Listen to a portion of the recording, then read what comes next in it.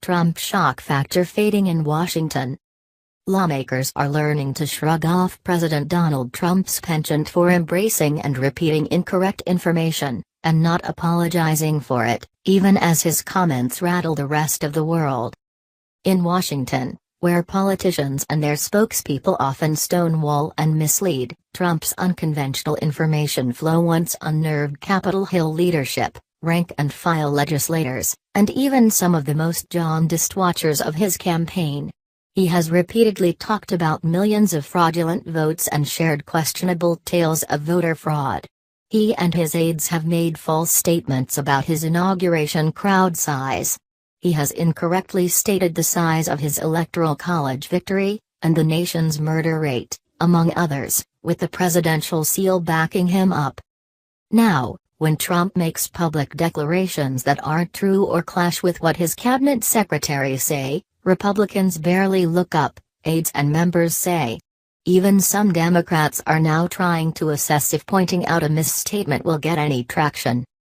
The president is in danger of people on Capitol Hill simply tuning him out because of the flood of misinformation that comes out of the White House, said Representative Hakeem Jeffries, a Brooklyn Democrat.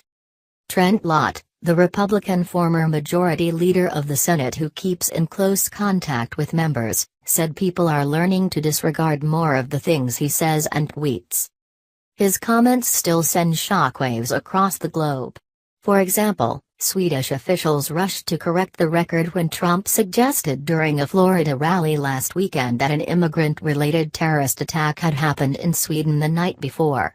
Days later, officials including Swedish Prime Minister Stefan Löfven were still fixated on the comment, with Löfven mocking Trump's loose grasp on statistics. Trump also appeared to muck up a trip his Secretary of State, Rex Tillerson, and his Homeland Security Secretary, John Kelly, took to Mexico to try to repair relations by calling the U.S. deportation plans a military operation. Kelly, standing by Mexican officials later in the day, emphatically stated no use of military force in immigration operations. None. But in Washington, most everyone shrugged.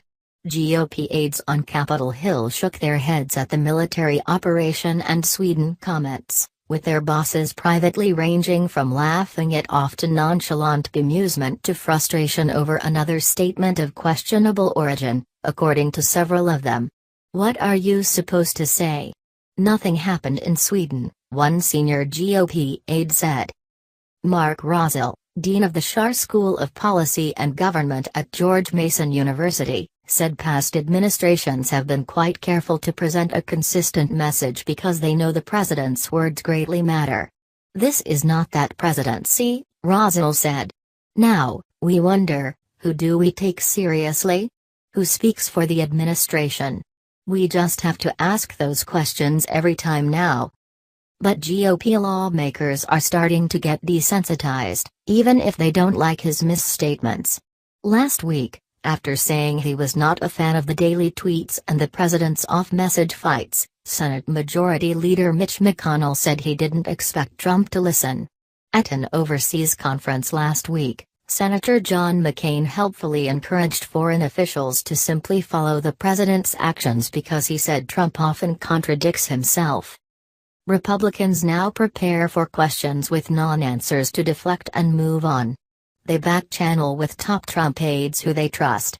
For example, they were assuaged soon after his conflicting comments on the timing of repealing the Affordable Care Act that the administration's plan of getting it done this year hasn't changed. After some of his Twitter posts, they have been reassured that it would die down, or that it didn't matter. White House aides have even shrugged off some of his comments to them, several GOP Capitol Hill sources say. He says some crazy shit sometimes, one senior GOP aide said. We are getting used to handling it. The White House did not respond to a request for comment. His fact-challenged remarks come from a wide spread of sources: New York friends he talks to late at night on the phone, people he meets at parties and events, television segments he consumes every night, blogs that are printed out and given to him, videos he is shown on his computer, and aides and advisors, who compete for his ear. He is not interested in lengthy briefings or long meetings where issue experts pass along information about the world's problems. He likes to ask questions and soaks it in. If you're talking to him the most, you can control the information, one longtime advisor said. He is a sponge, another longtime friend said. This person said Trump will take information of dubious value and believe it is true if it conforms with what he already believes. This person said Trump is less likely to believe information if it contrasts with what he thinks, and that some aides feed into his worst impulses by giving him questionable information that meshes with his worldview. He has repeated cable news chyrons word for word on Twitter, and repeated dubious broadcast reports, as he did with the claims of the terrorist attack in Sweden. That the president regularly sits in the White House and watches television and sees a story that intrigues him and decides to make that executive branch policy is a frightening prospect, Jeffries said. Still, bashing Trump isn't a useful exercise for Republicans. As one senior GOP aide said, attacking him would hurt their chances to get him to sign what they want for tax reform and the replacement of the Affordable Care Act. They don't want him to grow angry with their bosses. Attacking him would only create more fights and negative storylines for the party. And they're not sure if he's even speaking what he believes or about what the administration will ultimately do. There's also the fact that many voters give Trump the benefit of the doubt. Republican and Republican-leaning voters are more likely to side with Trump over Republican leaders if there is a disagreement, a Pew poll last week showed. Some 52% would trust Trump, while only 34% are likely to trust Republican members of Congress, the poll shows. Others said they were unsure. The feedback I get is that he does no wrong and can do no wrong among his supporters, said Representative Chris Collins, a Trump ally. If something is not 100% accurate, who cares? If you want to nitpick the details, his supporters are extraordinarily forgiving and not hung up on the details. Collins said he wasn't concerned that Trump referred to his win as bigger than President Barack Obama's. When told he was incorrect last week about the Electoral College tally, Trump simply said, "I was given that information." Barack Obama got more Electoral College votes. Truly, who cares? We know what he's referring to, and it was a bigger win than anyone expected, Collins said. On the size of the inauguration crowd, Collins also shrugged. He portrayed it as he portrayed it. Even more, they are broadly happy with his Supreme Court pick, his tougher line on immigration, his cabinet choices and his aggressive executive orders, said Jeff Kaufman, the chair of the Iowa Republican Party. Kaufman said his misstatements seem trivial compared to what he's done, and he gets wiggle room and forgiveness. All politicians stretch the truth sometimes, Kaufman said. Remember, read my lips, no new taxes, or I did not have sexual relations with that woman.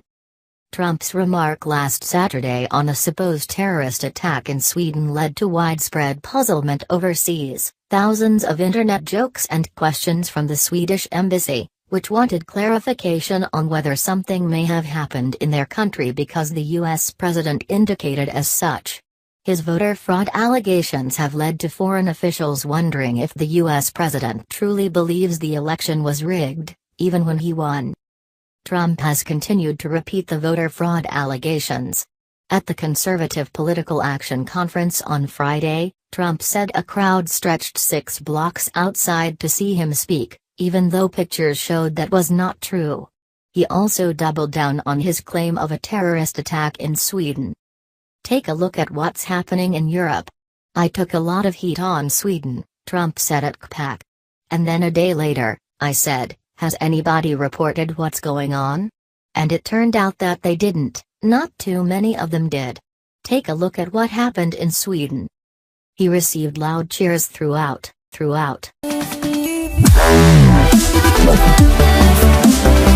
Wow.